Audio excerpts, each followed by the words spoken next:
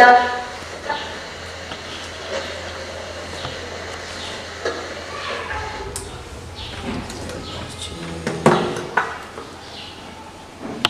والا چې دا به ډېر ښه کار وشي زمونږ ته مې ودونه کوم کورونا دی کورونا زمونږ ته مې ودونه کوم دا واخله ټول خلک کرنټین دي خو ما ته خلک ډېر نه پرېږدي وادو کې لږ مصرف به کوم شانولو دواړو ته مې چې کړی و دومره ډېر مصرف پوره وه چې ما یې کوم پوښتنه بیخ بنیاد یې وباسله والا ودونه ورته کوم والمسیح المسیح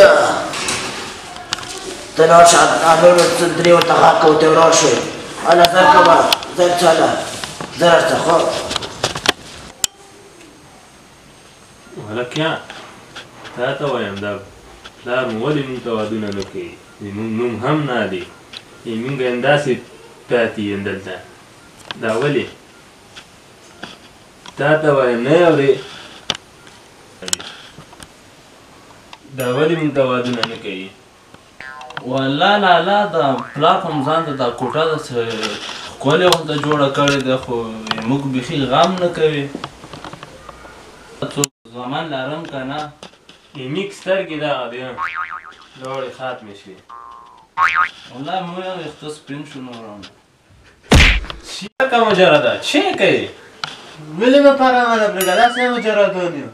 ستا په ګټه لګوي مجرده مونږ غوسه ویلې چې مونږ ته واده نه کوي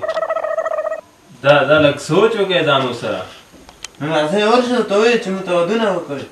ورته وایه ټوله ورځ خپل خبرونه اوري مونږ چی وکړو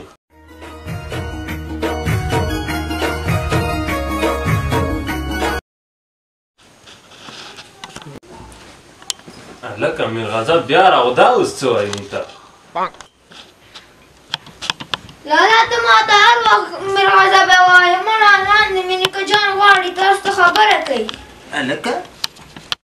یار که ښه خبره وي که نه زه به تاسو یو 5 روپۍ درکوم صحیح ده هر څه چې څو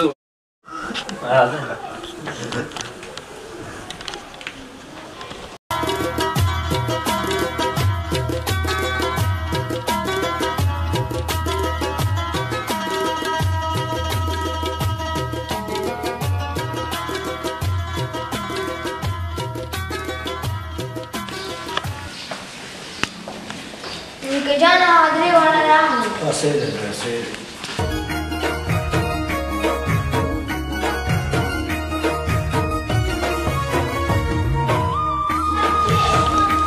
د پلار مو ویلې غوښتي یو راته د پلار جان خو اوس په راډیو کې مصروفه دی